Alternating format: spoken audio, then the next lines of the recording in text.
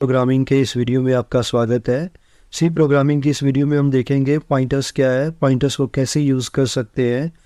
तो पॉइंटर्स का कंसेप्ट बहुत ही इंटरेस्टिंग कंसेप्ट है। कई बार ऐसा होता है कि हम लोग जब इसको पढ़ते हैं तो हम इसके बारे में कुछ गलत धारणा रख लेते हैं कि पॉइंटर्स बहुत डिफ़िकल्ट है, लेकिन ऐसा बिल्कुल भी नहीं है। अगर आप वीडियो को का पूरा लेंथ देखते हैं, पूरा वीडियो देखते हैं, इसके एंड में हम एक प्रोग्राम भी दिखाएंगे आपको डेवलप करके, तो आपका कंसेप्ट काफ़ी हद तक क्लियर हो जाएगा। तो पॉइंटर्स का मतलब है कि आप जब भी आप वेरिएबल्स जो डिक्लेयर करते हैं तो उन वेरिएबल्स को मेमोरी में स्टोर किया जाता है। तो उन स्टोरेज लोकेशन के ऊपर अगर आप डायरेक्टली वर्क करना चाहें उनके एड्रेस के थ्रू, तो उसके लिए हम सी में पॉइंटर्स का कंसेप्ट यूज़ करते हैं। तो मेन पर्पस पॉइंटर्स का है डायनामिक मेमोरी एलोकेशन के लिए। तो हम पॉइंटर्स के इस वीडियो में थोड़ा आगे बढ़ते हैं। तो पॉइंटर्स क्या है कि पॉइंटर्स भी जैसे आपके ऑर्डिनरी वेरिएबल्स होते हैं, स्केलर वेरिएबल्स होते हैं, तो पॉइंटर्स भी आपके वेरिएबल्स ही हैं। पॉइंटर ऑर्डिनरी या स्केलर वेरिएबल से थोड़ा डिफरेंट है क्योंकि इसमें हम ऑर्डिनरी वैल्यू स्टोर नहीं करते हैं, इसमें हम किसी वेरिएबल का एड्रेस स्टोर करते हैं। ध्यान रहे, एड्रेस का मतलब कि वेरिएबल मेमोरी में जहाँ पे स्टोर रहेगा उस लोकेशन का जो फिज़िकल एड्रेस होगा वो जिन वेरिएबल्स में स्टोर हो उनको हम पॉइंटर वेरिएबल्स बोलते हैं। तो पॉइंटर्स क्या हो गए हमारे, पॉइंटर वेरिएबल्स क्या हो गए जो किसी भी वेरिएबल का एड्रेस, मेमोरी एड्रेस स्टोर करते हैं। उसके बाद है कि पॉइंटर्स को हम यूज़ कहाँ करते हैं। तो पॉइंटर्स को यूज़ हम करते हैं डायनामिक मेमोरी एलोकेशन के लिए। कंप्यूटर्स में कंप्यूटर की मेमोरी में जो स्टोरेज है वो वेरिएबल्स की दो तरह से होती है, स्टैटिक स्टोरेज और स्टैटिक मेमोरी एलोकेशन और डायनामिक मेमोरी एलोकेशन। स्टैटिक का जो एग्जांपल है हमारा एरेज है। एरे के जो एलिमेंट्स हैं एक के बाद एक स्टोर होते हैं मेमोरी में, कॉन्टिग्यूस मेमोरी लोकेशंस में। अगर हमारे पास कॉन्टिग्यूस स्पेस ना हो और हमें मेमोरी एलोकेशन करना हो तो हम इसमें लिंक लिस्ट का कंसेप्ट यूज़ करते हैं। तो उसी कंसेप्ट के लिए हम लोग पॉइंटर्स का कंसेप्ट यूज़ करेंगे। लिंक लिस्ट बेसिकली क्या होती है, कलेक्शन ऑफ नोड्स होती है, इसमें हम एक लोकेशन पे जो कुछ स्टोर करते हैं साथ में ही अगला एलिमेंट मेमोरी में कहाँ स्टोर है उस लोकेशन का एड्रेस भी फर्स्ट वाली नोड में स्टोर कर देते हैं। तो अभी इस वीडियो में हम लिंक लिस्ट के डिटेल में नहीं जाएंगे, हम पॉइंटर्स की बात ही करेंगे क्योंकि अभी हमने पॉइंटर से शुरुआत की है। लिंक लिस्ट के बारे में अब अपने अगले किसी वीडियो में बात करेंगे। तो पॉइंटर्स क्या हो गए हमारे, मेमोरी लोकेशंस जो किसी और वेरिएबल का एड्रेस स्टोर करेगा। तो pointers are the memory location that store the address of some other variables in the memory. उसके बाद हम पॉइंटर्स को यूज़ कैसे कर सकते हैं। तो पॉइंटर्स को यूज़ करना हो सी में तो आपको क्या करना है, जैसे आप ऑर्डिनरी वेरिएबल डिक्लेयर करते हो बिल्कुल वैसे ही आप डिक्लेयर करोगे। आप स्क्रीन पे देख पा रहे हैं data type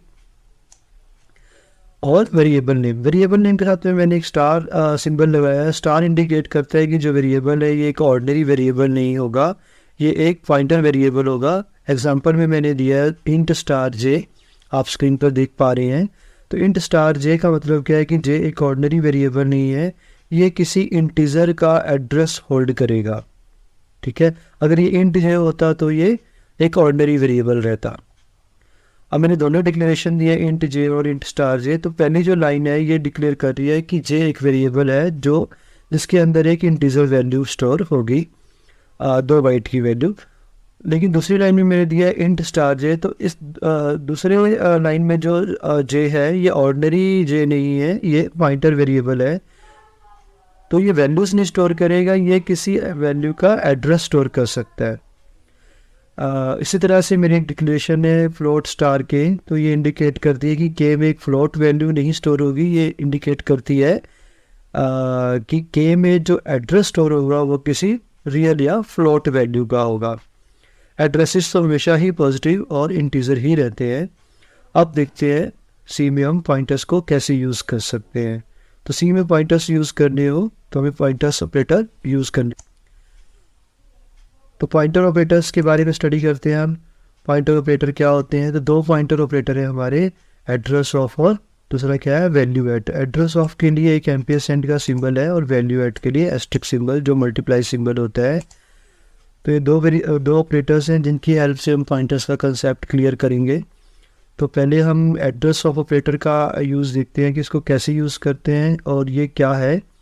address of operator है अगर आपको किसी वेरिएबल का एड्रेस डायरेक्टली प्रिंट करना हो या किसी और वेरिएबल में डालना हो या देखना हो तो आप एड्रेस ऑफ ऑपरेटर को यूज़ कर सकते हो।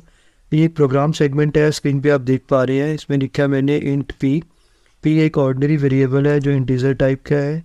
एक मैंने जे लिया है, जे एक ऑर्डिनरी वेरिएबल नहीं है, जे क्या है हमारा एक फाइटर वेरिएबल है। तो इंट लगाया है शुरू में, इसका मतलब क्या है कि जे में एक इंटीजर का एड्रेस आके स्टोर होगा। नेक्स्ट लाइन में मैंने दिया है J is equal to address of P.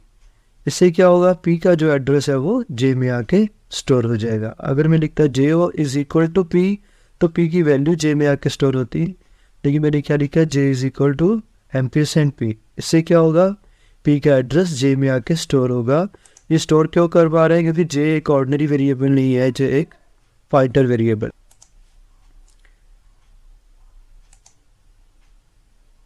अब एक प्रोग्राम देखते हैं कंप्लीट एड्रेस ऑफ ऑपरेटर का यूज़ देखते हुए सी प्रोग्रामिंग में। तो मैंने एक पी वेरिएबल लिया है, एक जे वेरिएबल लिया है। पी एक ऑर्डिनरी इंटीजर है और जे एक फाइटर वेरिएबल है। जे में मैंने पी का एड्रेस स्टोर कर दिया और फाइनली हमने प्रिंट एफ क्या किया है, परसेंटेज यू से जे को प्रिंट किया है। तो इसकी आउटपुट क्या होगी, जो जे में वैल्यू स्टोर है, जे में वैल्यू क्या स्टोर है, पी का एड्रेस स्टोर है। तो आउटपुट क्या होगी, output will be the address of P in memory. Percentage you मैंने इसलिए लिया है क्योंकि जे है हमारा, तो जे को मैंने परसेंटेज यू से प्रिंट किया है, फॉर्मेट स्ट्रिंग परसेंटेज यू लिया है। परसेंटेज यू फॉर्मेट स्ट्रिंग होता है अनसाइंड इंटीजर्स का। तो क्योंकि जे में पी का एड्रेस है, एड्रेस भी अनसाइंड इंटीजर्स होते हैं, तो उनकी रेंज बढ़ाने के लिए हम क्या करते हैं, परसेंटेज यू फॉर्मेट स्ट्रिंग लेते हैं। अब आगे देखते हैं सेकंड ऑपरेटर का, पॉइंटर ऑपरेटर का, value at operator. Value at operator use होता है अगर हमें किसी वेरिएबल का मेमोरी एड्रेस पता है और उसको उस एड्रेस को यूज़ करके हमने वैल्यू प्रिंट करनी हो तो हम वैल्यू एट ऑपरेटर को यूज़ कर सकते हैं।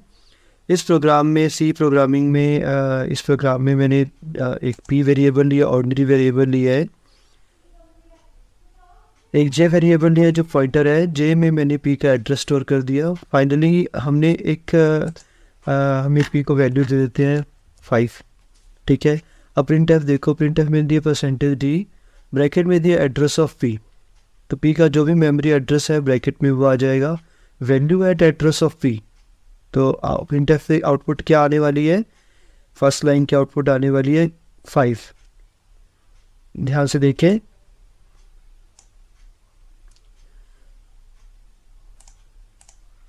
ये मैंने रेड की है, ब्रैकेट के अंदर है क्या है हमारा, एड्रेस ऑफ पी। पी का एड्रेस कैलकुलेट होगा ब्रैकेट के अंदर, फिर बाहर मैंने लगाया value at operator, value at address of P, that is value of P.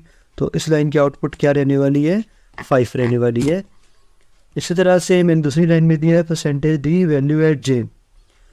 अब वैल्यू एट जे क्या है, जे में हमारा पी का एड्रेस है, तो इस लाइन की आउटपुट भी क्या रहने वाली है, हमारा 5 रहने वाली है। तो आउटपुट क्या होगा, the value of will be the value of P, P that is 5 in this case। तो ये हमारे दो पॉइंटर ऑपरेटर्स थे, एक एड्रेस ऑफ और दूसरा वैल्यू एट।